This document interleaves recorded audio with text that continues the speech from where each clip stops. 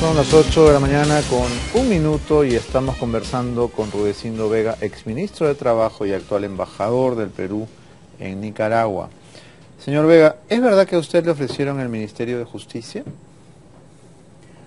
A ver, lo que es verdad es que yo acepté un cargo de ministro de Trabajo, se cumplió mi periodo y después de cumplir ese periodo quedé desvinculado del gobierno hasta que hace dentro de poco he sido designado como embajador, ¿no? Eso es la conversación que he tenido con el presidente y más bien creo que el gobierno tiene un muy buen ministro de Justicia con Juan Jiménez Mayor. La pregunta, ¿le ofrecieron el Ministerio de Justicia? Admite dos respuestas, ¿sí o no? No, admite contar una historia y un proceso como lo acabo de hacer, nada más. Ok. ¿Cuán cerca estuvo el indulto a Fujimori? Usted que ha estado dentro del gabinete debe saber más que nosotros. No es un tema que lo hayamos conversado en el gabinete. Siento que es un tema que viene con mucha carga de la parte más política, vamos a decir, del escenario político en el país, que en algún momento fue recogido con muchísima fuerza en los medios de comunicación, pero dentro del gabinete no es un tema que se haya tocado, ¿no? Dio la sensación en un momento que era inminente y algunas voces aseguran que la dificultad es que el indulto no solo debe ser firmado por el presidente de la República, sino también por el ministro de Justicia, y que ningún ministro de Justicia se quiere comer semejante hueso. Bueno, en todo caso hay que esperar el comportamiento de nuestro actual ministro de Justicia, que tiene valores democráticos y un respeto por los derechos humanos muy importantes. Así que vamos a ver cómo eso se presenta. ¿Usted cree que si Humala le propone al actual ministro de Justicia, se lo pensará?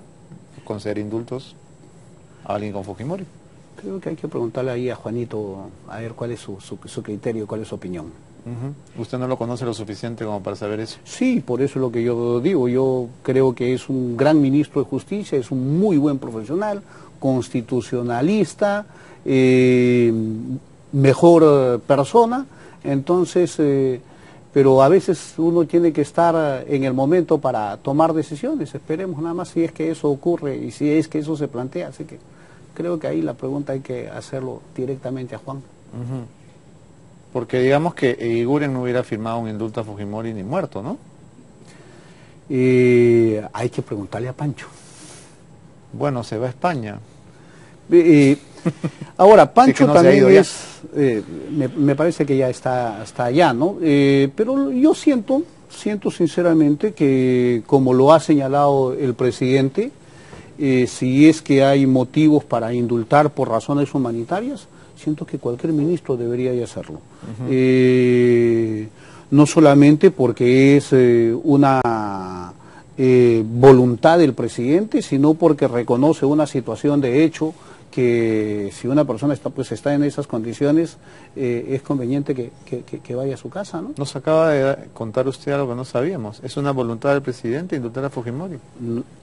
El presidente lo dijo durante un buen tiempo, por razones humanitarias él sí lo indultaría. Él dijo nadie debe morir en la cárcel, pero es una declaración muy genérica, ¿no? Bueno, pongámoslo en ese marco. En ese marco genérico caben varias particularidades que si es que por razones humanitarias hay que hacerlo, pues hay que hacerlo, ¿no?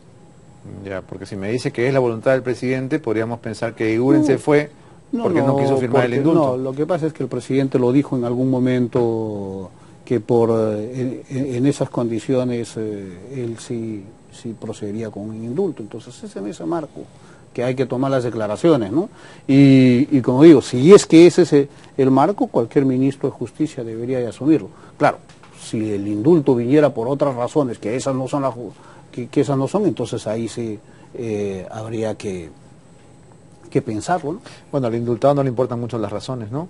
Claro. Cuando uno está preso lo que quiere es salir. Pero por supuesto, ¿no? Nada por supuesto, más aún, y si uno está en malas condiciones, con mayor razón. ¿Y le parece a usted que Fujimori está en malas condiciones? Lamentablemente no soy médico. Yo tampoco, pero he visto unas imágenes, ni tengo la posibilidad de saberlo. Yo ahí sí diría que para un tema con esas características tan delicadas habría que los profesionales médicos deberían de dar un veredicto, ¿no? Ujú. ¿Está contento con su relevo en el Ministerio de Trabajo? Yo deseo que continúen una agenda que nosotros trazamos y obviamente mejoren lo que uno trató de hacerlo con buena voluntad. Nosotros postulamos la reinstitucionalización del Ministerio de Trabajo y generamos una agenda creando programas de generación de empleo, de fortalecer el Consejo Nacional del Trabajo, en donde se reúnan empleadores con trabajadores a discutir las políticas laborales. Promovimos el impulso de la elaboración por fin de una ley general del trabajo con una comisión de expertos.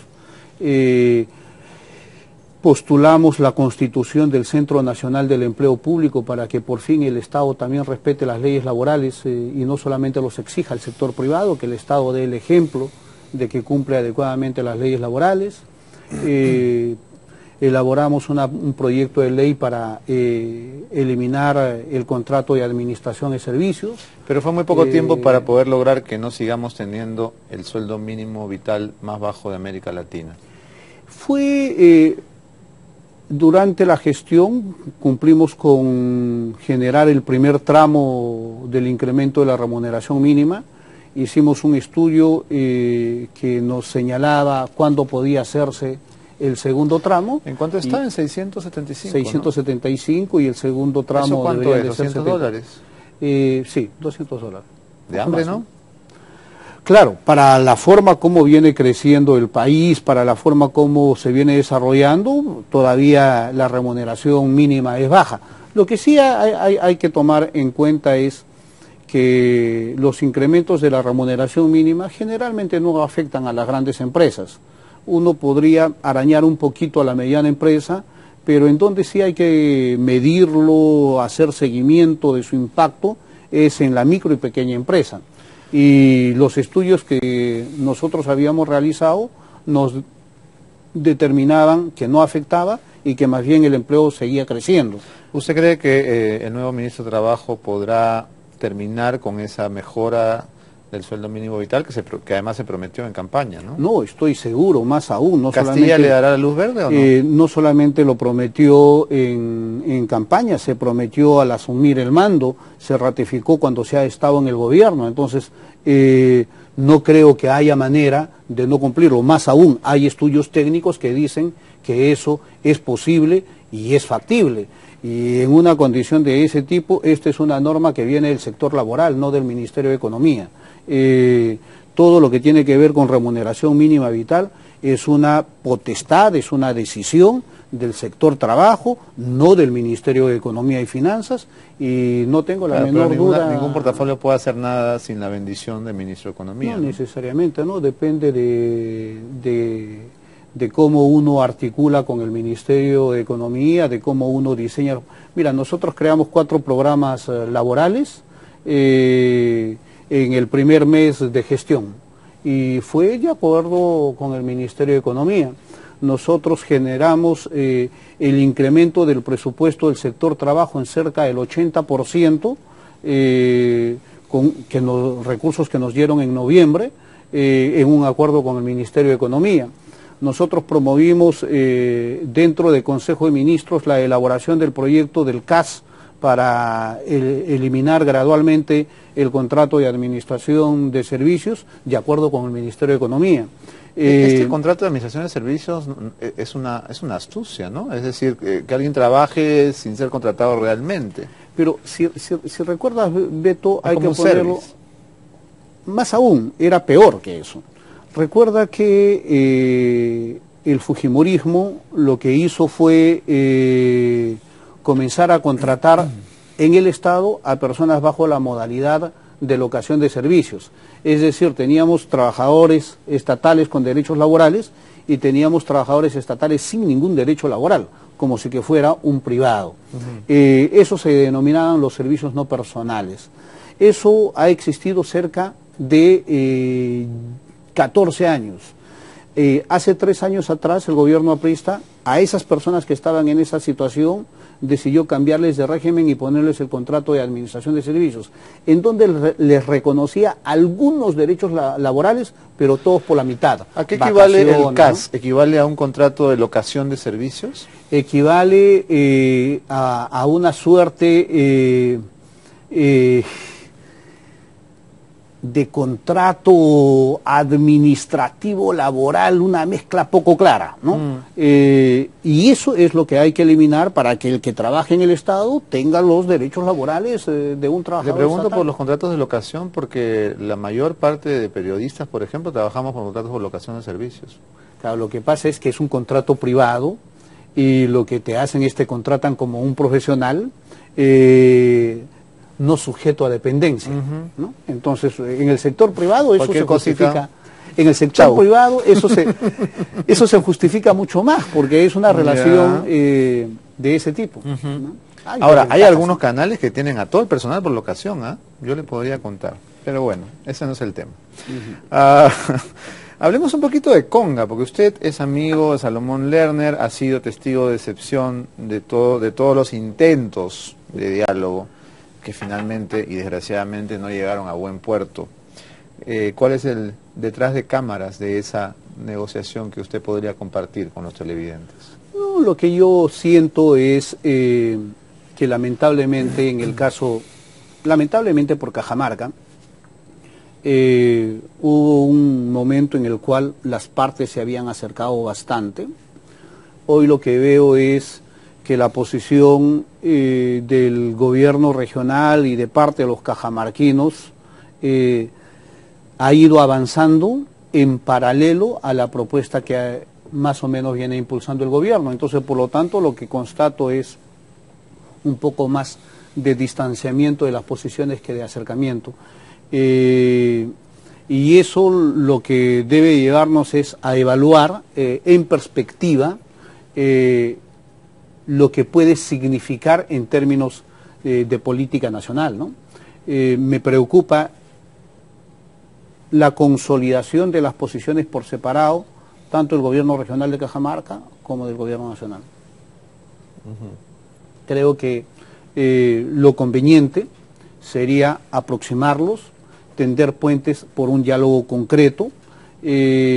No conviene fortalecer decisiones por separado, porque a la larga pueden terminar en una imposición que podría incluso llevarnos a un tema muy complicado. A veces los peruanos no reconocemos las particularidades departamentales.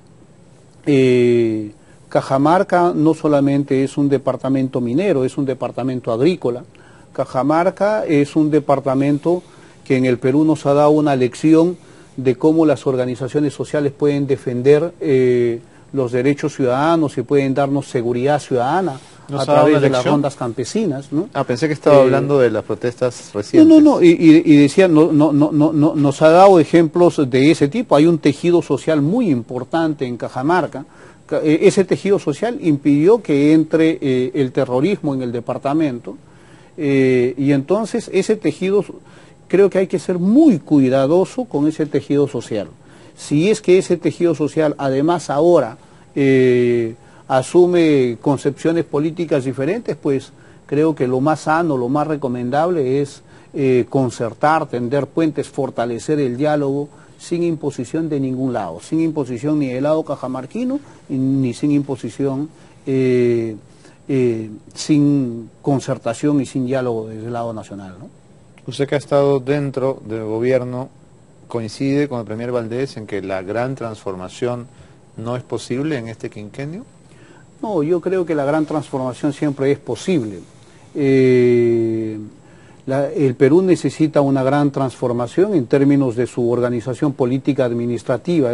Por ejemplo, el proceso de centralización es un proceso que está en pañales. Necesitamos una gran transformación para fortalecer ese proceso de centralización.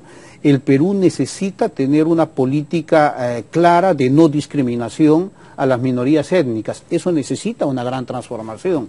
El Perú en este momento necesita tener un acuerdo político para reducir la pobreza de 30% a 20, a 10 y a 5. Necesitamos